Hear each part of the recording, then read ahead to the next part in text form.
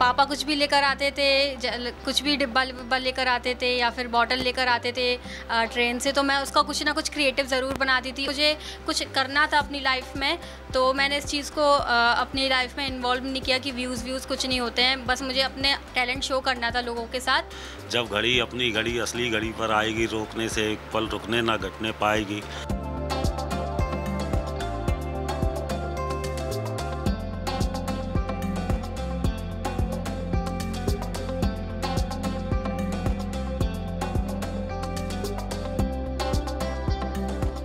देखा जाए तो जो यंगर्स हैं वो रील बनाने में बिज़ी रहते हैं, लेकिन ग्वालियर की सृष्टि ने एक ऐसा काम किया, यानी कि जो वेस्टेज सामान हो जाता है, जैसे हम मिठाई के डब्बा लेके आए या पानी की बोतल लेके आए और उसको फेंक देते हैं, लेकिन उसी को उसने इकट्ठा किया और फिर उससे क्राफ्ट बनाया, और क्राफ्ट ऐसे उसके पसंद आए कि अब उसका जो चैनल है 10 लाख से ज़्यादा लोग उसको पसंद करते हैं, उसके व्यूअर्स की जो संख्या है लगातार बढ़ती जा रही है।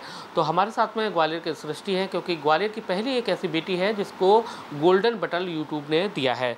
तो सृष्टि, कैसे ये शौक़ जागा? क्योंकि हम देखते हैं यंगर्स जो होते हैं वो खासकर रील बनाने में बिज़ी रहते हैं, कहीं यहाँ से डांस में बना रहे हैं। आपने जो वेस्टेज सामान है उसको पसंद किया किस? सबसे पहले तो मुझे ये लगता है कि ये मेरे पास गॉड गिफ्ट है, और मुझे बचपन से ही आर्ट एंड क्राफ्ट का इतना शौक़ था।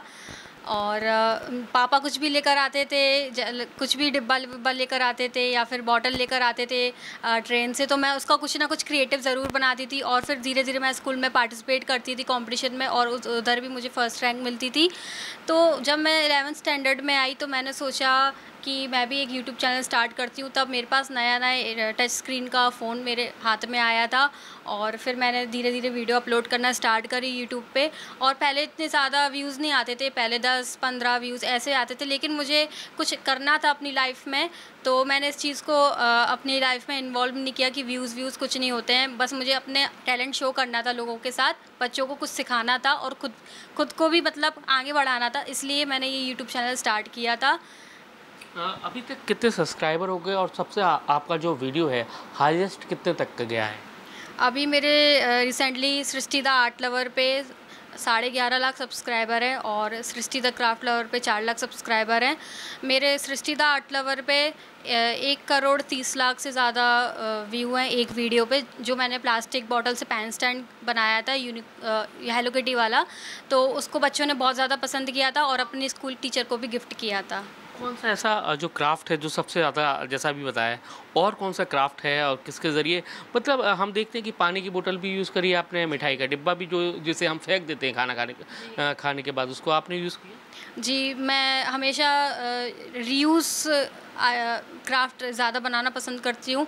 लाइक प्लास्टिक बॉटल से हमने पेन स्टैंड बना लिया, फ्लावर पॉट्स बना लिए, और ये न्यूज़पेपर जो होते हैं जो हम इनको फेंक देते हैं या फिर बेच देते हैं, इसको मैंने दिवाली के लिए वॉल हैंगिंग्स बनाए थे। हम दिवाली पे अक्सर क्या करते हैं कि घर की साफ़ सफाई में लगते हैं और न्यूज़पेपर को बेच देते हैं, प्लास्टिक बॉटल को बेच देते हैं, लेकिन मैंने उनको बेचा नहीं, उन्हीं का रीयूज़ करके मैंने दिवाली पे उन्हीं चीज़ों से मैंने डेकोरेशन किया है और प्यारे प्यारे वॉल हैंगिंग्स बनाए, जो कि बच्चों को बहुत पसंद आए और उन्होंने भी अपने घर पे बहुत अच्छी तरीके से बनाया।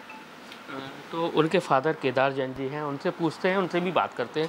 भाई साहब, क्या कहेंगे? बेटी ने देखते हैं हम इस उम्र में तो बच्चे रील बनाने में ज़्यादा व्यस्त रहते हैं, लेकिन इसने क्राफ्ट चुना। देखिए, ये सबसे बड़ी बात ये होती है कि संस्कारों के ऊपर डिपेंड करता है।